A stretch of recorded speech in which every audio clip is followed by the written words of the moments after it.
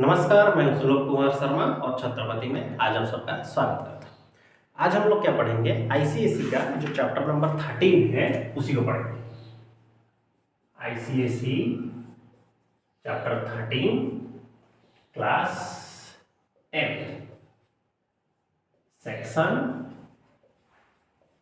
And mid point formula. Okay, ये जो chapter है इसी के बारे में हम लोग को आज ज़्यादा पढ़ना है। देखिए कि जब एक लाइन दिया गया हो, ठीक है, ये सपोज मान लीजिए एक लाइन ए और ये बी, इसका कोऑर्डिनेट है x1 y1 और इसका कोऑर्डिनेट है x2 y2, ठीक है। मान लीजिए ये एक पॉइंट है m ना दीजिए, p या फिर q दे दीजिए, p दे दीजिए। ओके, ये क्या कर रहा है? इस लाइन को m रेशियो में डिवाइड कर रहा है, तो इसका भी तो कुछ अपना कोऑर्डिनेट्स होंगे कि नहीं? तो x का वैल्यू कितना होगा? m of x2 plus n of x1 by m plus m। उसी तरह y का कितना हो जाएगा? m plus y1 y2 m plus y1 m plus n, ठीक है। अगर ये मिड पॉइंट होता है, if P is the mid point, ठीक है, तो x का वैल्यू कितना हो जाएगा? 1, क्योंकि इन दोनों का रेशियो कितना हो जाएगा? 1 1 हो जाएगा। तो क्योंकि मिड पॉइंट है मतलब यहां से जितना दूरी वहां से उतना ही दूरी, तो दोनों 1 1 हो जाएगा। प्लस 1 प्लस 1 दैट इज, इसको हम लोग x2 प्लस x1/2 लिख सकते हैं। और y को उसी तरह 1 of y2 plus 1 of y1 by 1 plus 1 that is y1 plus y2/2, ठीक है। चलिए अब चलते हैं हम लोग क्वेश्चन आंसर्स की तरफ। लास्ट से हम लोग करेंगे जैसे कि एक्सरसाइज 13, ठीक है।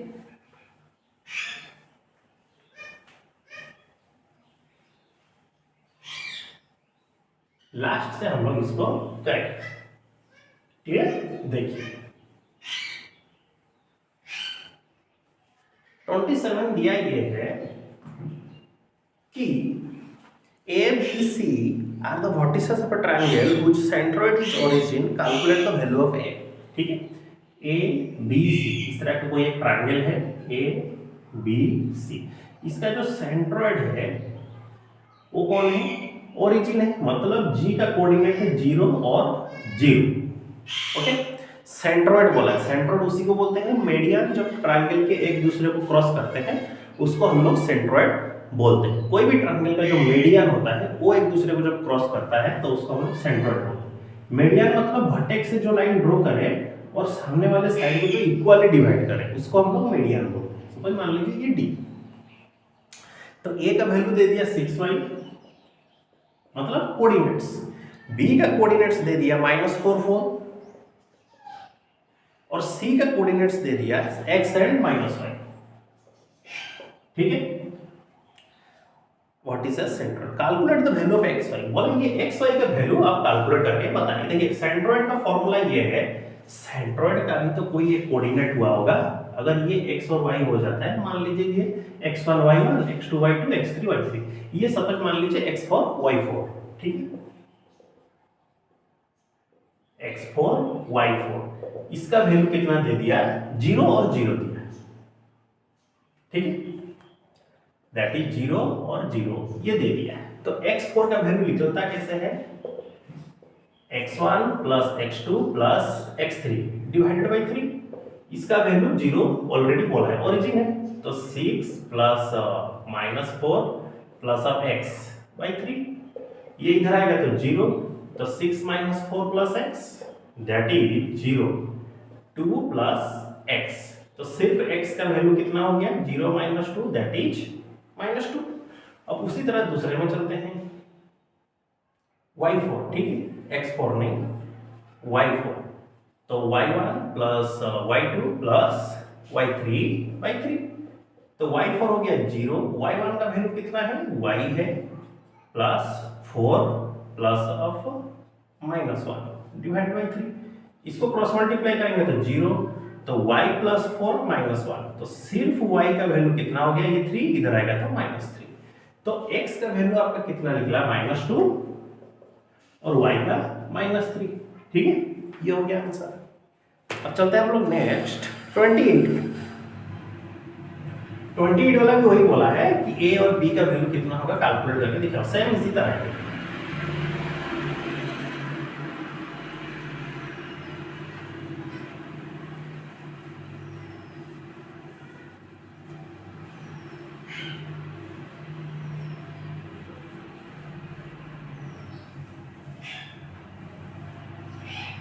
ठीक है, 29 को देखिए कि calculate the ratio in which the line segment A and B divided by the point. अच्छा, एक लाइन सेगमेंट है ए और ये B, divided by the point P. A का कोऑर्डिनेट दिया -4 2 और बी का कोऑर्डिनेट्स दे दिया 3 6 और बी का जो कोऑर्डिनेट्स है डिवाइडेड बाय x एंड 3।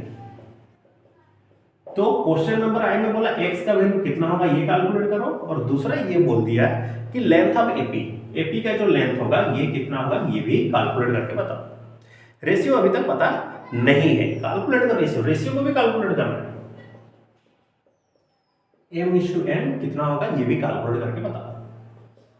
मान लीजिए ये m है और ये n है, यहाँ पर हम लोग वैल्यू किसको जानते हैं, y का वैल्यू जानते हैं, तो y का वैल्यू कैसे निकलेगा, m of y2 n of y1 by m plus n। y का वैल्यू है 3, m मतलब y2 का वैल्यू कितना है 6 प्लस y1 का वैल्यू है 2, m plus n, that is 3m plus 3n equal to 6m plus 2n। तो 3m minus 6m 2m minus 3m that is -3m minus n, ये दोनों कटा माइनस माइनस, तो m बाई n का value हो गया 1/3, तो m/n 1/3। ठीक है, रेशियो मिल गया। ठीक है, अब चलते हैं इसका वैल्यू मिल गया 1/3। अब चलते हैं हम लोग x का वैल्यू के पास, तो x का वैल्यू कैसे निकलेगा, इसका वैल्यू है 1, इसका वैल्यू है 3, तो 1 × 3 प्लस 3 × -4 1 प्लस 3 दैट इज 3 - 12/3, तो कितना होगा -9/3। ठीक है, तो ये हो गया -9/3। ओके, अब हम लोग फाइंड आउट करेंगे किसको, एपी को।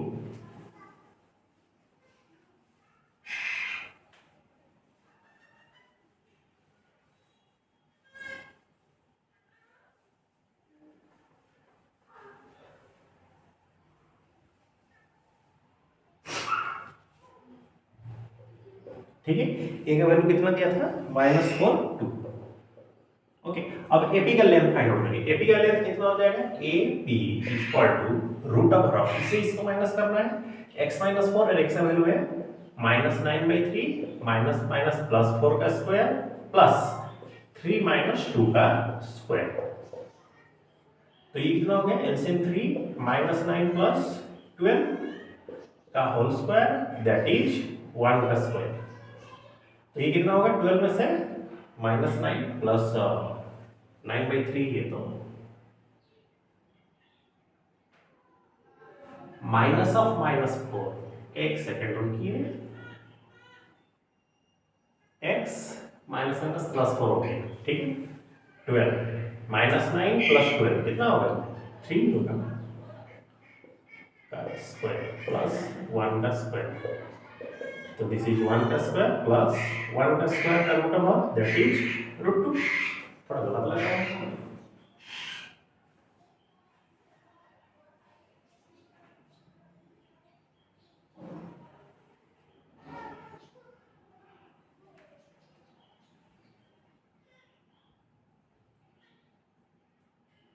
वन इज टू 3 है ना ये रेशियो, तो हाँ ये का गलत है, रेशियो आपका कितना है 1:3 है, तो ये नीचे 4 आ जाना चाहिए था,